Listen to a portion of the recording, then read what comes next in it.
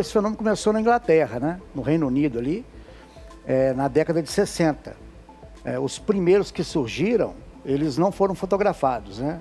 Porque a maioria são fotografados do alto, né? Por aviões. E interessante que os primeiros que começaram a surgir, eles eram bem simples. Eram formações, assim, apenas um círculo, com mais um círculo menor em volta. Ou seja, uma coisa bem rústica mesmo, nada muito sofisticado. Aí já ali para o final da década de 70, começo da década de 80, eles começaram a ter um desenho um pouco mais complexo.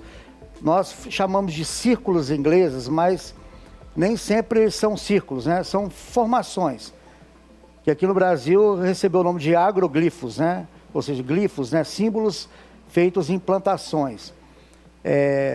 E aí, quando esse fenômeno começou ali na Inglaterra, né, no final da década de 80, 78 para 80, virou assim, notícia no mundo inteiro, né? Quem estariam produzindo isso? E como a Inglaterra é um país muito místico, né, ligado ali àquelas culturas, né, milenares, as pessoas começaram a fazer conexões de quem estaria por trás desses desenhos, né, misteriosos. Até que uma dupla lá de aposentados, o David e o Doug, que era já um senhor de idade, eles se apresentaram dizendo que eram eles que produziam esses desenhos. Aí a comunidade ufológica que acredita, né, ainda que esses desenhos que surgem são obras de alienígenas, ficaram bravos, né? Porque alegaram que seria impossível eles terem feito todos esses desenhos, né? Principalmente porque eles apareceram também em outros países. Eu fico imaginando, Paulo, que deva ser bem complicado fazer investigação sobre isso para entender, para provar que foi mão humana ou que foi, né, obra de uma pessoa, de um fazendeiro que fez aquilo ali, ou de fato uma comunicação alienígena. Deve ser difícil, né? Sim, é complicado. Até porque em alguns lugares o fazendeiro não permite a entrada, né? Porque, querendo ou não, quando surge um desenho desses, ele acaba prejudicando a plantação, né? Tem uma ilustração aí que eu vou pedir para a Amanda colocar, a número 1. Ela mostra um dos primeiros registros que saíram na imprensa da Inglaterra, né? Que é do século 17, chamado Demônio Ceifador, que é um desenho onde mostra um demônio fazendo um círculo numa plantação, né? É um jornal bem antigo, né? É um jornal bem antigo. Então, são um dos primeiros registros que falam sobre esse fenômeno, né? Mas que não tem nada a ver com o que aconteceu já no século XX, porque ali é uma lenda de que o agricultor estava cansado de pagar o salário alto para os funcionários dele e falou que preferia pagar o diabo para coletar do que as pessoas. Aí eles fizeram não mudou muito hoje em dia não, né, Fernanda? Bom, mas aí seguindo o seguinte, essa conexão com os discos voadores surgiu porque esses dois aposentados, o David e o Doug, eles viram uma reportagem na Austrália de um fazendeiro que, após ver um disco voador, né, próximo a um pântano, ele chegou e os juncos estavam amassados, que na ufologia nós chamamos de ninho de disco voador. É quando essas naves pousam, né, e deixam uma marca circular ou amassam a vegetação. E eles, vendo aquilo pelo jornal à época, eles falaram, olha, por que nós não fazemos aqui, né? E eles começaram a fazer. Realmente, muitos desenhos foram feitos por eles. Mas aí depois que eles começaram, outros grupos lá na Inglaterra, que são conhecidos como Circles Makers, eles se especializaram em fazer esses desenhos, né? Só que a coisa não é tão simples assim. A coisa não é tão simples assim. Por quê? Nunca é, né, Paulo? Os desenhos, eles são muito complexos. Tem desenhos que tem 300 metros, 200 metros, né? E assim, as pessoas que pesquisam esse fenômeno alegam que dentro desses desenhos os celulares não funcionam, que as plantas elas têm alguma modificação biológica. os nódulos ali das plantas, elas sofrem uma radiação como se fosse por micro-ondas, que elas aquecem de dentro para fora. Ou seja, fala que o solo fica estéril, onde houve o desenho. Porém, todos esses dados, eles carecem ainda de uma confirmação, porque esses dados vêm diretamente dos pesquisadores, que podem não estar corretos, né? Então, o que acontece? Aqui no Brasil não, no mundo, esse tema ainda ganhou mais destaque com o filme de 2002, com o Mel Gibson, né, chamado Sinais, que eu acho que muita gente viu. Sim. Tem a imagem número... Eu vou pedir para colocar a imagem número 4 aí. Tá vendo a capa do DVD, né? Esse filme foi um sucesso à época, né? E nesse filme fica bem claro que os desenhos que surgem são realmente feitos por alienígenas, né? E alienígenas agressivos. O que fez com que o tema ganhasse ainda mais destaque, né? Mas só que o fenômeno OVNI real, quando esses objetos eles pousam, né? Realmente, o solo onde esses objetos pousam, eles são modificados. Eu mesmo já pesquisei alguns casos, né? Tem um caso que o Edson Boaventura, que faz parte da revista, lá em São Vicente, no litoral de São Paulo, ele pesquisou de uma nave que pousou, que foi vista por pescadores, e ele acompanhou o local onde esse objeto pousou por mais de 15 anos. E nunca mais cresceu nada nesse local, o terreno ficou completamente estéril. Que é a imagem número 3, se a Amanda puder mostrar aí, tá vendo ali, ó? Isso é uma clareira, né? Clareira próxima ao mar, né? Ao litoral, e que uma nave foi vista pousando por pescadores. Esse caso saiu na edição número 5 da OVNI Pesquisa. Ou seja, tem essa diferença dessas marcas de pouso com esses desenhos. Tem uma diferença que a gente está olhando aqui, né? Tem uma diferença bem grande. Elas são assimétricas, né? Entre marca de pouso, porque isso aí que você acabou de nos mostrar é uma clareira mesmo. E o outro são desenhos simétricos e tal, muito sofisticados, sim, inclusive, né? Tem a imagem número 2, que eu vou pedir para a Amanda mostrar, que ela mostra ali... Isso tudo é padrão de implantação? Sim, são desenhos que surgiram. Para quem está só nos ouvindo, são desenhos geométricos, né? De vários tipos, implantações diferentes, assim, são desenhos, inclusive, muito bonitos, né? Sim, são fantásticos, né? Tem alguns que chegam assim, você fala assim, poxa, isso aí realmente só pode ter sido feito por alienígenas, de tão bonito e de tão complexos, né? Aí lógico. Isso aí são plantações no mundo inteiro? Não, na Inglaterra. São todas na Inglaterra? Praticamente 90% de todas essas formações, elas ocorrem ali no Reino Unido, né? Suíça, na Inglaterra. Então... Elas foram investigadas, Paulo? Sim. Lá tem alguns grupos que pesquisam essas formações. E aquilo que eu te falei, eles alegam que dentro dessas formações há variação magnética, há distúrbios, né? Há alteração biológica das plantas. Porém, o que acontece? Aqui no Brasil, começou a surgir esses desenhos também. Ali mais no ano de 2006, por aí. Só que as que começaram a surgir aqui no Brasil, elas são bem simples. Elas se assemelham às que começaram a surgir na Inglaterra na década de 70. São apenas círculos, né? Não são desenhos complexos. Algumas até mesmo são assimétricas, né? Elas não são perfeitas. E tem um caso recente aqui de outubro do ano passado em Santa Catarina, né? Em Ipuaçu. Em Ipuaçu, isso.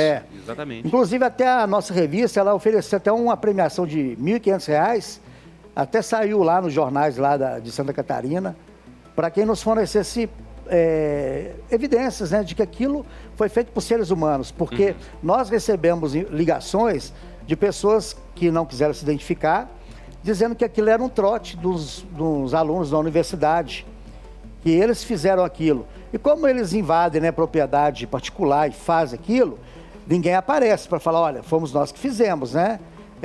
Mesmo você oferecendo dinheiro. A pessoa fala assim, poxa, eu vou pegar os 1.500, aí o proprietário da terra vai... Quer dizer, tem toda aí uma coisa por trás. E fizeram como, fizeram quando, né? Quem é que viu essa movimentação para se fazer isso? Vai fazer escondido? Como é que vai fazer? O que acontece? A maioria dos desenhos, eles surgem da noite para o dia. As pessoas, principalmente lá na Inglaterra, são vistas... Mas aí, o que acontece? Aqui no Brasil, essas que começaram a surgir a partir de 2006, foram pesquisados, né, por um grupo lá de Curitiba, que alegam que elas são realmente obras de alienígenas, mas nós discordamos disso.